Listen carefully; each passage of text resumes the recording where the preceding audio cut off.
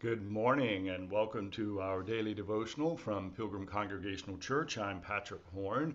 Very glad to have you with us on this Tuesday morning, January the 28th, 2025, as we continue our look at Jeremiah chapter 1, which is Jeremiah's account of his call from the Lord. And we're going to look at verses 4 and 5 of Jeremiah chapter 1, and I'll offer a few reflections and then close us with prayer.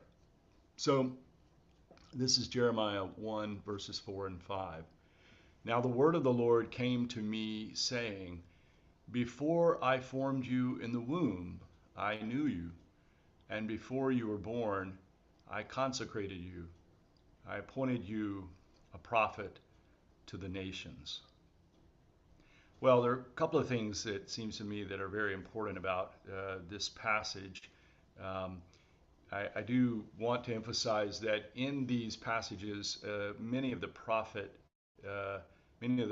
speak of the word of the Lord. So I want to talk about what that means, particularly in the Hebrew, this idea of the word of the Lord, which is connected, of course, to God's law and the Pentateuch, but also it's an indication of the activity of God. That is, that God is still active, as still speaking. That, in fact, some theologians say that God is pure action.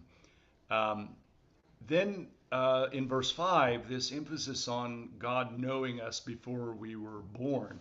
Well, when a human being thinks of knowing someone before they were born, um, we think of prognostications, or we think of being able to predict.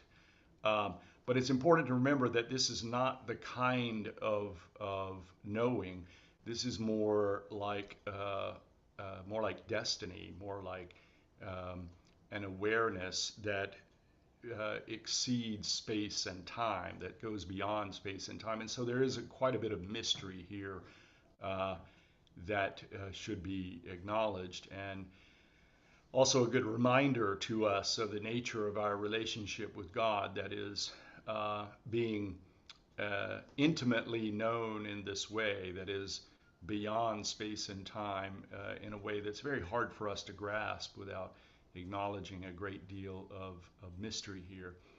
And then the last point I want to emphasize is that Jeremiah is appointed by God as a prophet to the nations.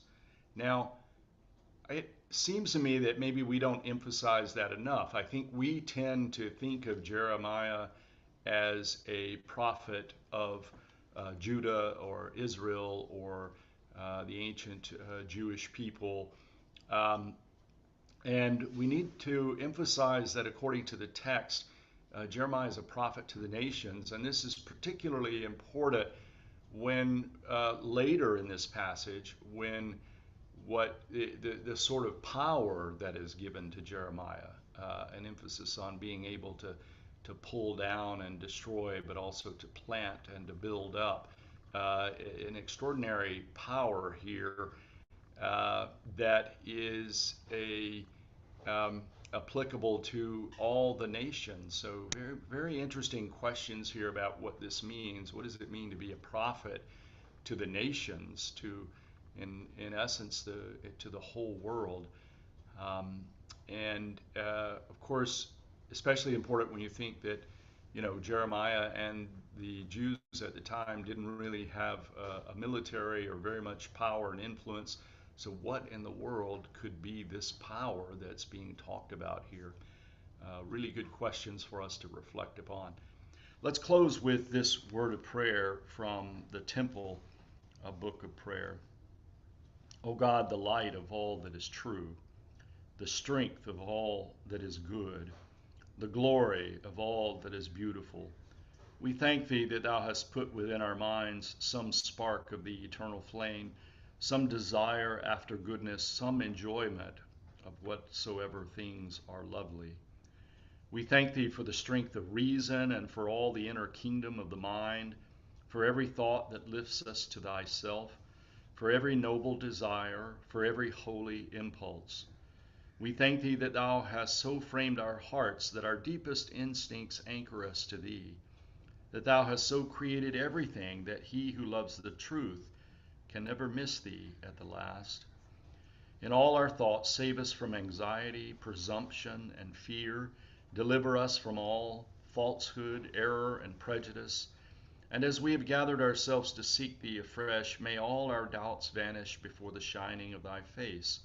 And as our thoughts are hushed to silence now, may we find thee moving upon our minds, higher than our highest thought, yet nearer to us than our very selves.